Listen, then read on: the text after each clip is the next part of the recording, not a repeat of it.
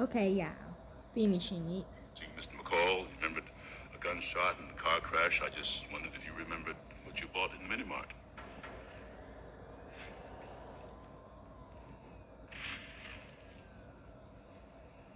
Shampoo, I think.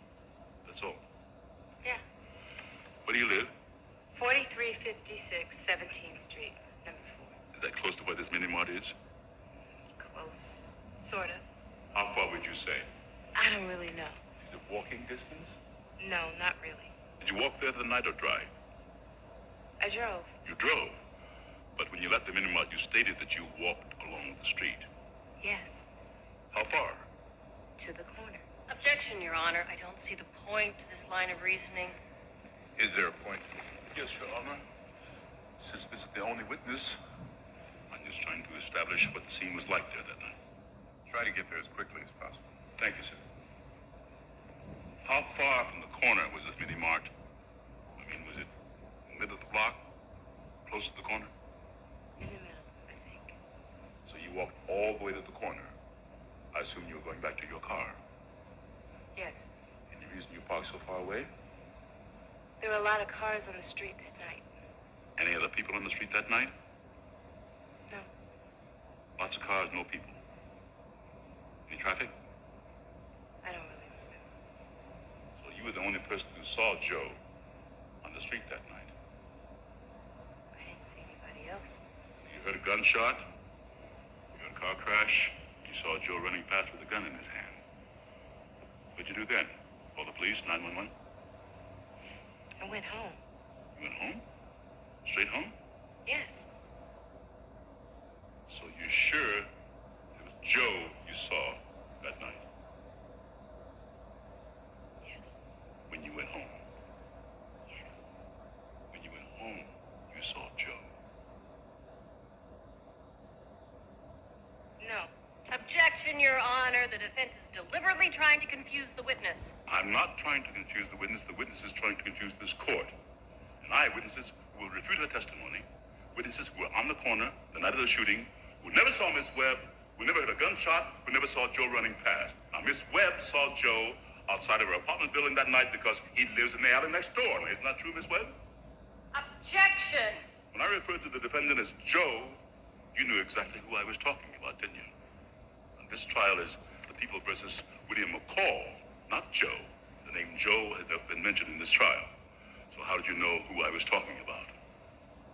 Miss Webb, how do you know the defendant is Joe?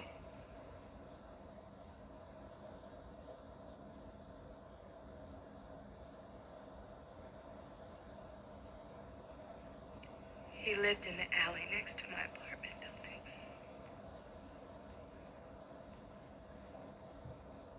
Oh, shit.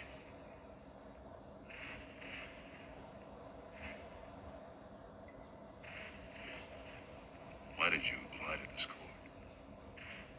I don't know. Are you afraid of somebody? I don't know. Are you trying to protect somebody? I don't know. Answer the questions, Miss Webb. Or I'll be forced to cite you for contempt.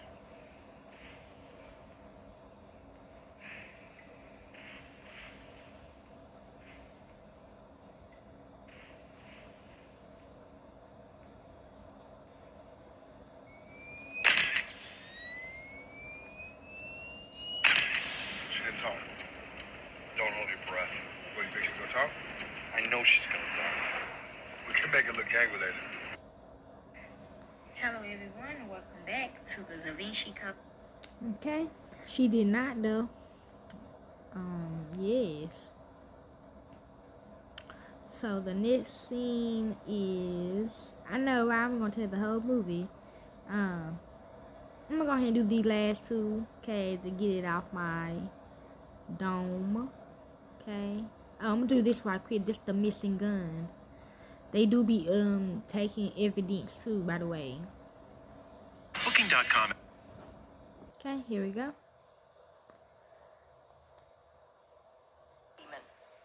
A 44 caliber pistol in his hand. He entered that house with one thing in mind: kill George and Carol. Why? Because those were the two people he blamed for the breakup of his marriage to Carol's sister Paula. George and Carol were watching a movie. They were sitting on their couch watching television when the defendant entered the living room and opened fire. George was killed instantly, hit in the face, and Carol died later, 3 bullet wounds to her chest. And then the defendant, in an effort to cover up his crime, doused them both with lighter fluid and set the house on fire. Carol was still alive. Ladies and gentlemen of the jury, we will prove to you beyond any reasonable doubt that the defendant, Clyde David Dunner, is guilty of 2 counts of murder in the 1st degree. The defense may now proceed.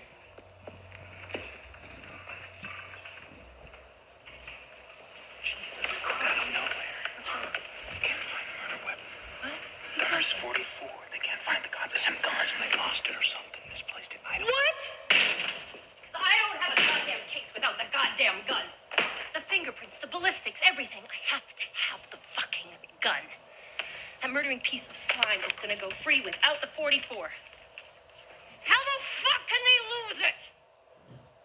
Yes, Eden, I want to speak to Kevin Henderson. You used the Dunner gun? I can't believe you used the fucking Dunner gun. This is not my fucking... Why didn't you just use the fucking gun from the Kennedy murder? Listen, our shooting was supposed to be gang-related and unsolved. Only because we popped that goddamn undercover cop and we need to find a fucking 44 for evidence. Otherwise, we would have never fucking needed this, so don't point your finger at me. All right, okay? Oh, fucking right. Fine. But you explain to me how we got the same gun for 2 murders by 2 different fucking killers and it's supposed to be in police custody. Help me out here. All right, don't... Yup, basically, gang related. All they deaths is gang related. All y'all deaths is gang related. Okay, period. I mean, hey, I don't know about the babies though, but my daughter, yeah, gang related. Okay, kill, gang related. Okay, Krill, gang related. I'm gonna play these last 2 to get these off my conscience. People be like, why you do that to your dad in the movie? I'm like, y'all, come on, man. This is titled "You Fucking Rat." Yes, like your partner. They will stitch on you, okay? When they just can't handle it no more. Okay, here we go. I can't believe you did that. Really, man? Well, let's just do it. Let's just get it over with.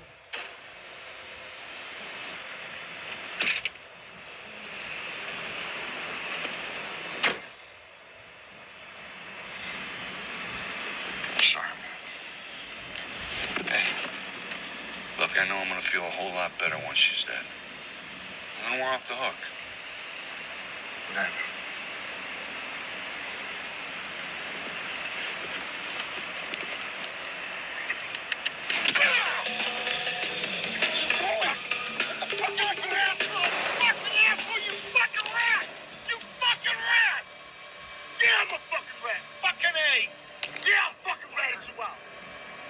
Sim knows everything.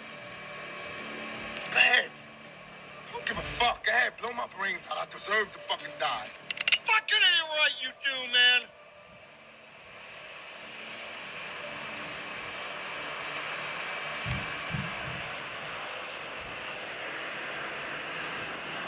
Get out of the car. Frank. Get out of the car. Now.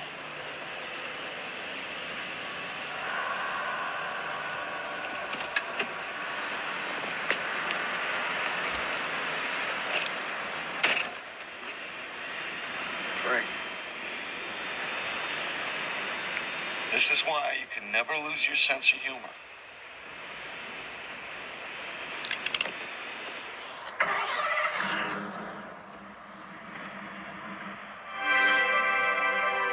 This is titled "Suspicions." I mean, when it's over, it's just over, okay? You hear me? So let's begin. I don't know how I'm gonna pay him back. I got problems. Gamble. Yeah.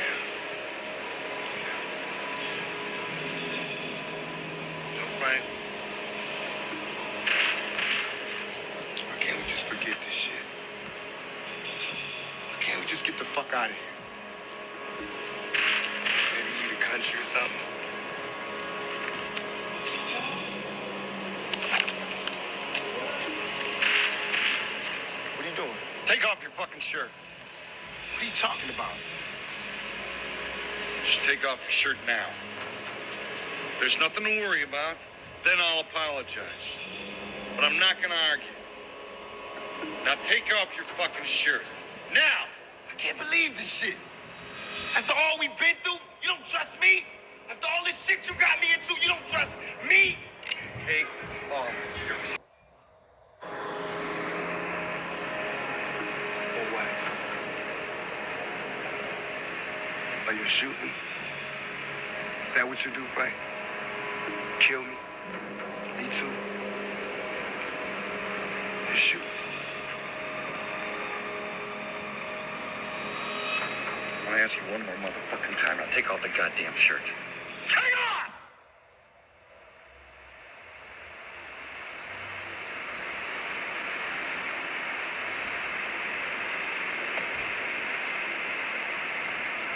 Fuck! I can't fucking believe you. Can't believe you. Shit! I'm sorry, man.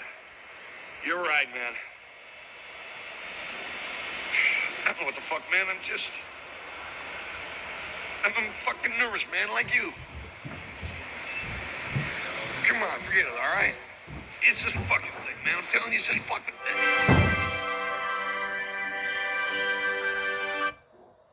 Okay.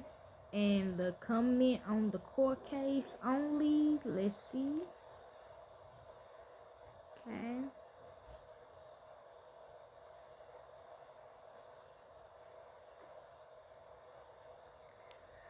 James Jones knocked this scene out of the box. Yes, he did. This particular scene in the trial is so badass. My congratulations to the writers of this film.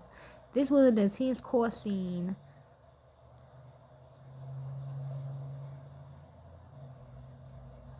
James should have had a legal series awesome. You ain't lying. I think he did, though. I'm here after the passing of James Jones. That's where J.E.J.'s character started to work his magic. That's where Cynthia started to screw up. You hear me? Goddamn, Opie girl was so fine in this movie. Op girl. This girl was the master of his roles. I thought he was a real lawyer. You ain't winning this one. My favorite scene. I know her. Okay. Hold on, another one. Okay, this one is you picked a Saint scene. Hard to believe he recorded One Nation perform a full concert at House of Blue. Okay, Tupac is the fool. This is amazing. Man, if Tupac was here today, he'd be a huge Hollywood. Ain't my gun one of the greatest lines of all time. You better have a good alibi, James, or it's good alibi bye. Belushi, Tupac laughs. Tupac should have been in Bad Boys. Such a great movie. Tupac was a legend. Rest in peace. I can't believe this was the last movie he filmed in '96 and the month before he was killed. That's crazy. He did a lot in his time when he got out of jail. People don't know that Tupac was supposed to be in the role Captain Steve in Innocent Penny Day instead of Will Smith. Then he got killed. Pac was about to have a huge impact in Hollywood. What he was doing for 7 years is the line you need to pay attention to. What he was doing for 7 years is the line you need to pay attention to. Okay, well, the main message of gang related is 1997. The main message of gang related 1997 is a critique of police corruption, highlighting how corrupt officers can exploit their power by committing crimes, framing innocent people, and blaming them on gangs to cover their tracks. Essentially illustrating the dangers of when law enforcement become part of the criminal underworld. Key points about the message. Focus on corrupt cops. The film centers around 2 detectives who are actively involved in drug dealing and murder, losing their positions to profit by killing drug dealers and then pinning the crimes on gangs. The illusion of justice. The cops believe they are cleaning up the streets by taking down drug dealers, but their methods are deeply unethical and undermine the very concept of justice.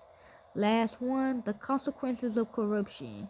When the cops accidentally kill an undercover DEA agent, they are forced to further their criminal activities to cover up their actions. demonstrating the dangerous power of corruption. Okay? And that is the secret music movie codes to gang related. Enjoy.